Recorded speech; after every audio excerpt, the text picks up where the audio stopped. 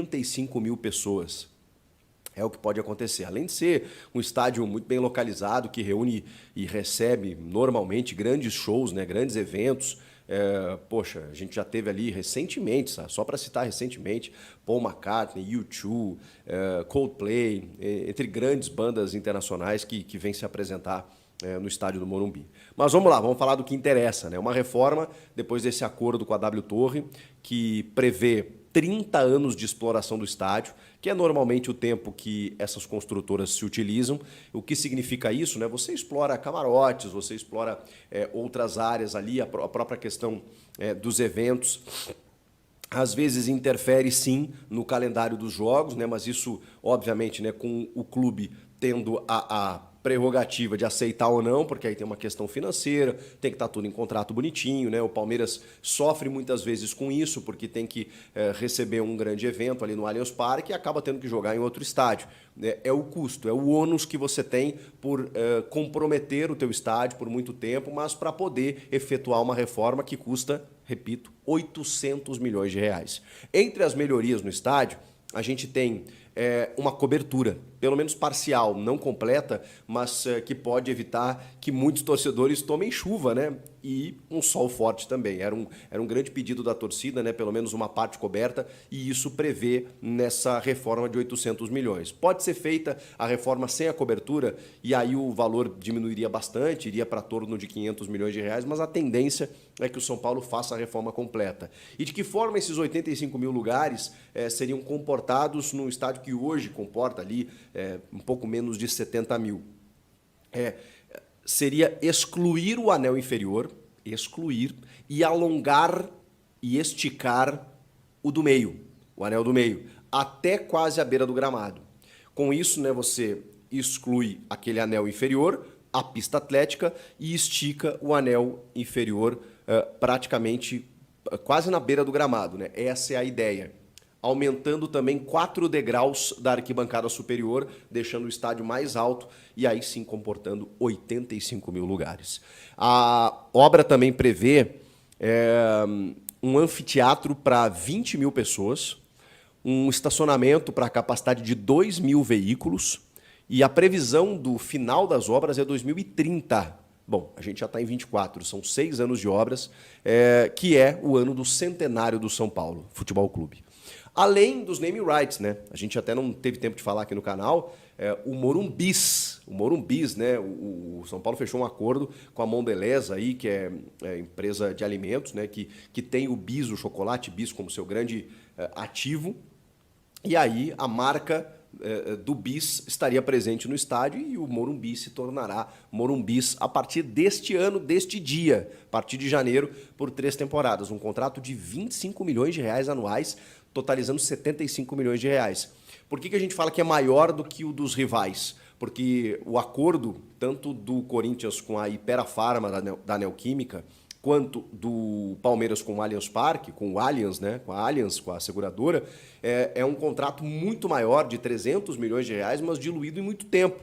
Então, anualmente, o São Paulo fatura mais. Um contrato de apenas 3 anos, comprometendo só a gestão do Júlio Casares, presidente que recém foi reeleito, e com isso 25 milhões anuais. É um contrato que supera. Então, você tem a receita agora de um name rights e tem a possibilidade aí de reformar o estádio.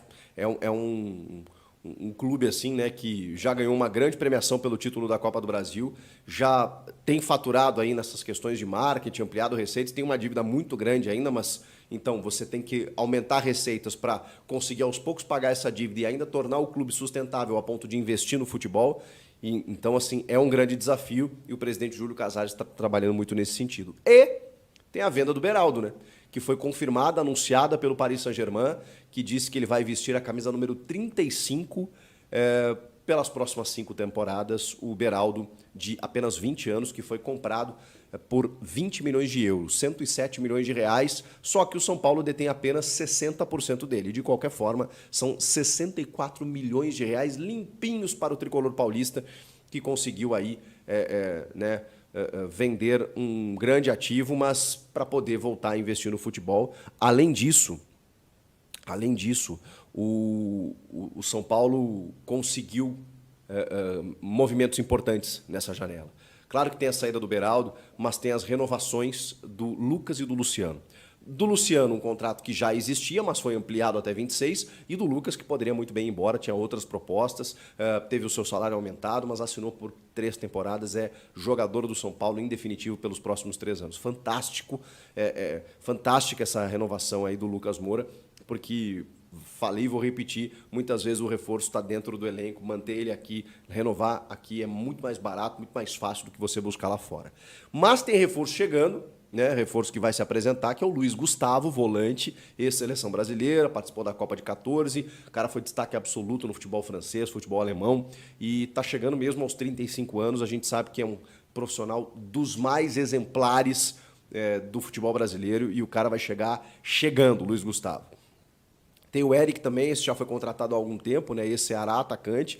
E o Damiano Bobadilla, né? Que foi anunciado recentemente, paraguaio, do Cerro Porteño, fez gol contra o Palmeiras na Libertadores. É um jogador muito interessante e um segundo homem, né? Um volante que marca, mas constrói, pisa na área, faz gols. É um jogador em falta no elenco, tanto que o Dorival improvisou o Alisson e ele foi muito bem. Agora, outros jogadores que deixaram o clube além do Beraldo e encerraram o seu contrato, né? Alguns de empréstimo e outros de forma definitiva. O Felipe Alves, o goleiro, que acabou não tendo muitas oportunidades, até teve um probleminha de indisciplina, né? Teve uma rusga durante o ano, acabou afastado, depois voltou, mas hoje os titulares, né, são o Rafael e o Jandrei, seu reserva imediato. O Felipe Alves vai um abraço. Alexandre Pato, uma pena, né? Encerrou a participação dele sem muitas oportunidades, mas eu imagino que essas oportunidades não tenham vindo por conta dos treinamentos. O Dorival não se sabe, né? Mas assim, a gente imagina que não tenha dado mais chances ao Pato porque ele não demonstrou nos treinamentos estar apto para poder corresponder. Se até o Rames Rodrigues, gente, acabou ficando de fora da reta final da Copa do Brasil, vocês imaginem, né? O Alexandre Pato acabou não tendo tantas chances, é verdade, mas também, imagino eu, não tenha correspondido tanto internamente. Por isso, não teve o contrato estendido, não teve tantas chances assim e terminou essa passagem dele pelo São Paulo. O Erisson e o David, né? O atacante Erisson e o atacante David, terminaram seu contrato de empréstimo, respectivamente, e voltaram para suas equipes. O Natan, lateral direito, está indo para o Bragantino e o Caio Paulista, meu Deus, hein?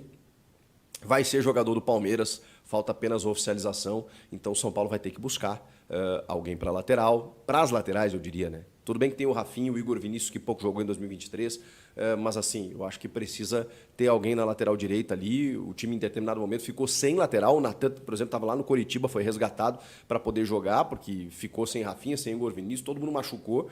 E o Caio Paulista foi uma grande solução encontrada pelo lado esquerdo, mas enfim, coisas do futebol, né? Não renovou, não quis renovar, os agentes disseram que o São Paulo não procurou, essa história ainda está mal explicada, e com isso o Palmeiras chegou chegando junto ao Fluminense, né, para exercer a compra e tá levando o Caio Paulista. Faltou alguém? Faltou falar do Ferreirinha, né? E o Ferreirinha, Chico, vai vir ou não? Já falei para vocês, é uma situação que vai se definir agora, nesses primeiros dias, falei inclusive na live que eu fiz no final do ano, aí, dia 30 de dezembro, porque o Grêmio estava esperando o Renato dar um último aval, né, do tipo, você vai continuar com ele ou não, a própria vontade do jogador, mas ele está apalavrado com o São Paulo, ele já meio que acertou, o empresário já acertou, o Grêmio aceitou o negócio, o Grêmio definiu um valor, o São Paulo achou um pouco caro, né, os 8 milhões de reais por 35%, que é o que o Grêmio tem direito, o Grêmio perdeu muita porcentagem do jogador nas últimas negociações, aumentou o salário dele. Já falei aqui, ele se inviabilizou por várias situações, mas terminou o campeonato muito bem. O presidente Alberto Guerra gostaria de ter contado com ele, assim, com uma maior regularidade, nesse nível que ele apresentou, né, na reta final do Campeonato Brasileiro, mas isso nunca aconteceu. Então, tendo mais um ano de contrato só, podendo assinar um pré-contrato na metade do ano e sair de graça, o Grêmio está tentando alguma coisa. E o São Paulo quer agora. Então, alguns jogadores podem ser envolvidos no negócio. A gente já falou aqui do volante Luan, do próprio Gabriel Neves, o Mendes, o equatoriano, que chegou e não teve muita oportunidade. São jogadores que podem ser utilizados como moeda de troca. Resta saber se o Grêmio vai querer, porque o Grêmio tem muitos volantes, né? A gente está falando de 3 volantes aqui. O Grêmio tem muitos. Contratou agora o Dodi do Santos, tem o Felipe Carbajo, tem o Virassante, tem... enfim, tem mais, não estou lembrando agora. Bom, tem o Ronald e o Mila, jogadores de seleção de base. Enfim, o Grêmio tem jogadores para essa função. E o Gustavo Martins, que é zagueiro, que faz a função também.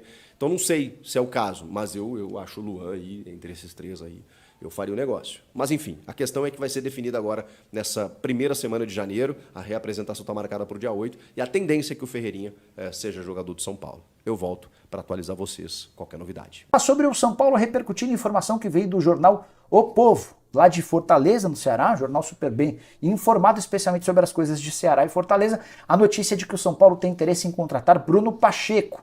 O que não me causa estranheza, Dorival Júnior trabalhou com Bruno Pacheco no Ceará em 2022 e ambos, Dorival e Bruno Pacheco, têm o mesmo representante, Edson Codro. Difícil vai se tirar o atleta de 32 anos de idade do Fortaleza. O Lion tem sido jogo duro na hora de liberar seus atletas. Jogador contratado depois de cair com o Ceará para a segunda divisão, operação de 2 milhões de reais por 80% dos direitos econômicos. O Bruno tem contrato com o Fortaleza até dezembro de 24, prorrogável por mais um ano. Você sabe que o São Paulo busca um lateral esquerdo depois de perder Caio Paulista, que será reforço a qualquer momento anunciado pelo Palmeiras. Olá pessoal, o São Paulo vem forte para 2024, hein? Se inscreva para saber mais notícias do nosso tricolor, dê o like para ajudar o nosso canal. Obrigado e até o próximo vídeo.